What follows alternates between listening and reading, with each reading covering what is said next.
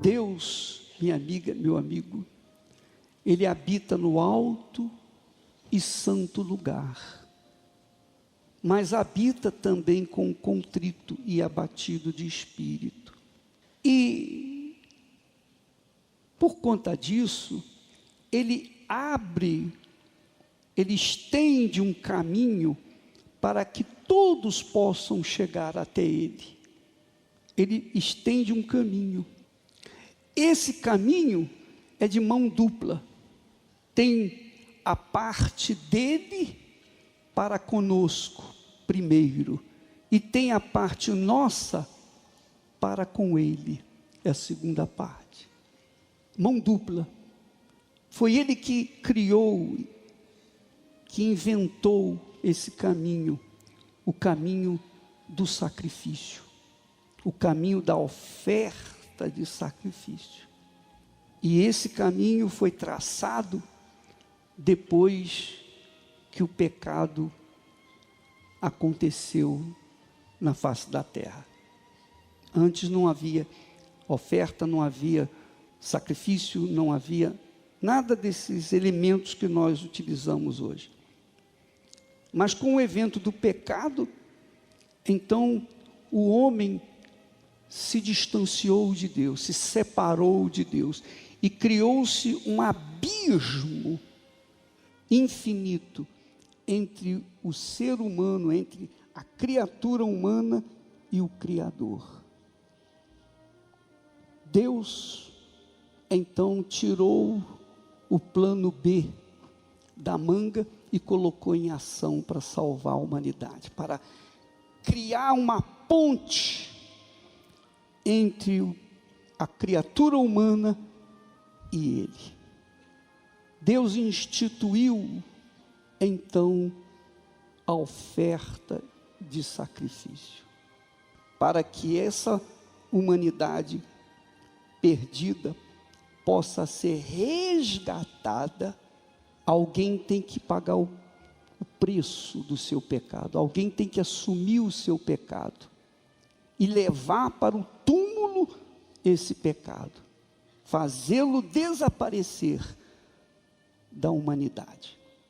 Então, Ele enviou o seu próprio Filho, Ele sacrificou o seu próprio Filho.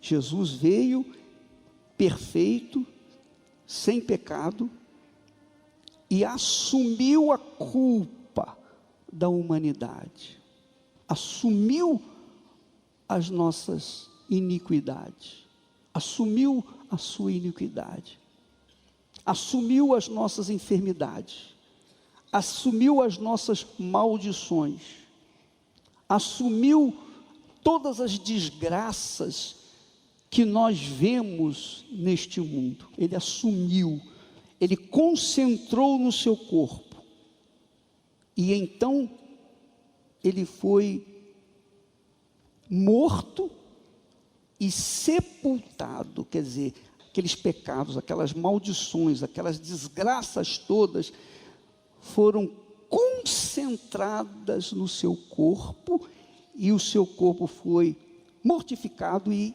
então sepultado. Foi sepultado. Essa foi a parte de Deus. Então, Deus construiu a ponte entre Ele e a criatura humana. O que acontece?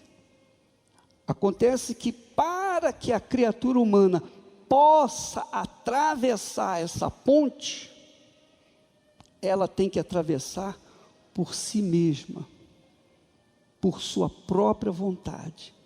Ela não pode ser carregada num carrinho de mão, ela não pode atravessar a ponte de automóvel, ela tem que atravessar a ponte com as suas próprias pernas. Suas próprias pernas. Nem todos quiseram, nem todos querem. A maioria não quer. A maioria prefere ficar do outro lado. E enquanto ela está do outro lado, então ela está sujeita a sofrer as consequências do seu pecado. Mas aqueles que querem chegar diante do trono de Deus, aqueles que querem voltar à comunhão com Deus, então tem que sacrificar as suas vidas, tem que sacrificar o seu eu, tem que fazer o mesmo caminho, o mesmo trajeto que Jesus fez. Qual foi o trajeto de Jesus? Jesus desceu do céu, atravessou a ponte, morreu, foi sepultado e depois ressuscitou no terceiro dia. Então nós temos que traçar o mesmo caminho de volta, para que possamos entrar diante do santuário e poder adorá-lo. Amém, pessoal? Então, todos os pecados que você cometeu foram cravados em Jesus, foram encravados no seu corpo. As doenças, as enfermidades, as moléstias, tudo foi encravado, todas as maldições foram encravadas no corpo dele. Ele já morreu por você, ele já morreu pelo seu pai, sua mãe, seus filhos, por todas as pessoas. Então as pessoas que estão sofrendo porque não sabem disso, que alguém já pagou por elas as suas culpas. Enquanto elas não souberem disso, elas vão sofrer as consequências. Mas quando elas têm conhecimento e então aceitam o sacrifício de Jesus e se submetem a atravessar a ponte com o seu próprio sacrifício, então elas também têm o direito a entrar no santuário. Deus construiu a ponte, aí a vinda até aqui embaixo. A ponte foi feita através do seu Filho Jesus. O abismo que o pecado trouxe, agora é possível você atravessá-lo, porque Jesus é a ponte que nos dá acesso ao Todo-Poderoso, ao seu Pai. Agora, é preciso, porque essa ponte é mão dupla, tem o caminho feito pelo Senhor Jesus, agora tem que haver o caminho feito pelo homem, por cada um de nós. Jesus inaugurou essa ponte, ele fez essa ponte, o seu ser foi essa ponte. Então, através e somente através de Jesus, não tem santo, não tem santa, não tem guia, não tem ninguém que possa salvar a sua alma, a não ser o Senhor Jesus. Ninguém. Quando a gente fala em oferta, a oferta que você fisicamente traz no altar, tipifica a oferta que Deus fez para salvá-lo, que é Jesus. Jesus foi a oferta que Deus deu para nos salvar. É a ponte, a mão, digamos, a ida até nós, a vinda até nós. Então, ele, como é tipificado pela oferta, representa a nossa defesa ou a nossa acusação, representa a testemunha de acusação ou testemunha de defesa. Nós falamos, você pode ler em Hebreus capítulo 11, Hebreus capítulo 11 e versículo 4. Veja só o segredo da oferta, a extensão da oferta. Eu peço que você use sua razão, use sua inteligência, use o seu pensamento, raciocine comigo. Pela fé, Abel ofereceu a Deus maior sacrifício do que Caim, pelo qual alcançou testemunho de que era justo. Quer dizer, a oferta de sacrifício de Abel testemunhou de Abel, falou por Abel diante de Deus, ele é justo. A oferta de Abel é quem o defendeu diante de Deus, é quem disse: olha, Abel é justo. Então Deus aceitou a oferta de Abel. Agora, o seu irmão Caim apresentou também uma oferta de sacrifício. Só que a oferta de sacrifício de Caim testemunhou negativamente contra ele. Disse: não, ele não é justo. Ele é um homem invejoso, perverso. A Bíblia fala que Caim já era mau antes de oferecer o sacrifício a Deus. Então a oferta dele não foi aceita, que tipifica a oferta de Adão, a oferta da rebelião, da desobediência. Agora no versículo 6, no mesmo texto você vai ler aí, versículo 6. Sem fé é impossível agradar a Deus.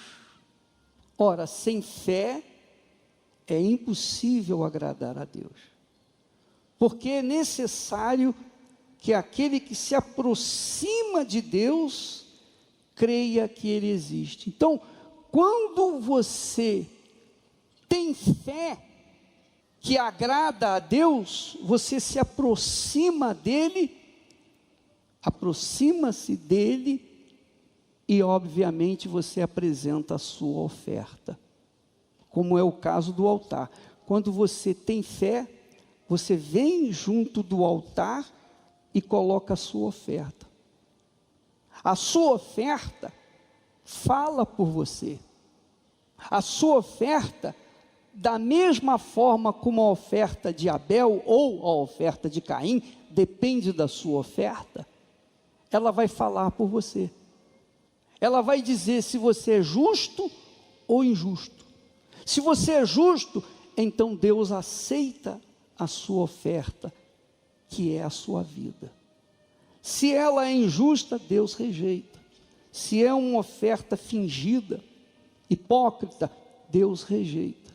Então a sua vida hoje, agora, nesse momento, retrata o tipo de oferta que você tem trazido no altar. Quer você creia ou não, quer você goste ou não, essa é a realidade. A sua vida não é de má qualidade, não é porque você é mau, não é porque você fez coisas erradas, não é porque você não merece, não, é por causa da sua oferta imprestável diante de Deus. Porque a oferta que Deus deu para você foi o Filho dele, e a oferta que você dá para Ele é aquela oferta que não tipifica o Senhor Jesus. Quer dizer, a sua oferta não consegue, não dá a você capacidade, condições de atravessar a ponte. A sua oferta não defende você. Somos nós que decidimos por nós. Quer dizer, a minha vida, o meu destino, o meu futuro depende somente de mim. Não depende de Deus. Não depende da sorte. Não depende de ajuda de ninguém. Só depende daquilo que eu apresento no altar. Se eu apresento uma oferta a lá Jesus, então eu sou aceito. A minha oferta vai me defender diante do Pai. A oferta, sua oferta, a minha oferta, a nossa oferta fala quando está no altar. A sua oferta fala por você quando está no altar. Ora, a oferta que você dá, fala por você no altar de Deus. Veja só isso. Leia comigo esse texto. Mateus capítulo 10 e versículo 32. Diz assim: Jesus disse: portanto, qualquer que me confessar diante dos homens, eu o confessarei diante de meu Pai que está nos céus. Leia aí. O que Jesus é? Hein? O que Jesus é? A ponte ou a oferta de Deus para nós. Porque Ele é a oferta, Ele fala. E Ele fala aqui: qualquer que me confessar diante dos homens, também o confessarei diante do meu Pai. E qualquer que me negar diante dos homens, eu também negarei diante do meu Pai. Diz no versículo adiante. Lá em Apocalipse capítulo 3, versículo 5, você vai ler agora. Jesus disse assim: o que vencer será vestido de vestes brancas. Leia, por favor. E de maneira nenhuma riscarei o seu nome do livro da vida. Quer dizer que há uma chance de você ter o seu nome, de eu ter o meu nome riscado do livro da vida. Tem uma chance. Há uma chance de eu ter o meu nome riscado do livro da vida.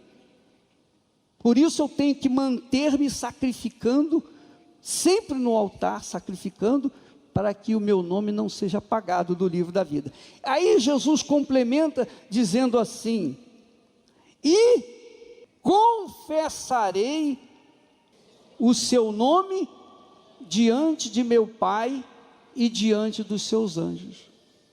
Quer dizer, a oferta que Deus me deu, ela me confessa diante do meu Pai e dos seus anjos. Por quê? Porque eu abracei essa oferta, eu aceitei essa oferta, eu entreguei a minha vida para essa oferta, eu recebi essa oferta, eu deixei as minhas religiões de lado, eu deixei as minhas filosofias de lado, eu deixei tudo de lado e me entreguei como oferta viva ao Senhor Jesus. Então, Jesus me defende junto ao Pai e me confessa diante dos seus anjos. Mas fui eu que escolhi isso. Fui eu que tomei essa decisão. Fui eu que tomei essa decisão. A Bíblia diz que, como nós lemos ainda há pouco, sem fé é impossível agradar a Deus. Como é que eu manifesto essa fé? Aí diz assim o texto: porque é necessário que aquele que se aproxima de Deus creia que Ele existe. Como é que eu posso me aproximar de Deus, bispo? Quando você chega diante do altar, você se aproxima de Deus, porque o altar representa Deus, tipifica Deus, simboliza Deus, representa Deus. Deus não usa imagens, você não vê a figura de Deus. Deus é Espírito. Deus é Espírito, Deus não é imagem, Deus não é figurinha, Deus é Espírito. Então ele se faz representar por tipos, símbolos, seja o candelabro. Os candelabros, as menorás, simbolizam os 7 Espíritos de Deus. O altar simboliza a Deus. A água simboliza o Espírito Santo. O fogo simboliza o Espírito Santo. O óleo, o azeite simboliza o Espírito Santo. Símbolos, símbolos e símbolos. Símbolos. Então, quando você se aproxima do altar, você se aproxima de Deus. Mas você não está vendo Deus. Você não está vendo Deus. Como é que você se aproxima do altar de Deus com essa convicção de que Ele existe. Porque é a fé. A fé é prova de fatos que não se veem. Fé é a certeza de coisas que se esperam, a convicção de fatos que não se veem. Então, quando você chega no altar e coloca a sua vida como oferta, entrega a sua vida para Jesus, e faz dele o primeiro na sua vida, primeiro do que sua mãe, seu pai, seus filhos, mulher, marido, família, primeiro do que a sua própria vida, primeiro do que tudo, ele tem que ser o primeiro na sua vida. Quando você faz dele o primeiro, então você constrói a ponte que chega até o altar, e você então tem comunhão com Ele. Você atravessa o precipício, você tem paz, porque você tem a presença de Deus permanente.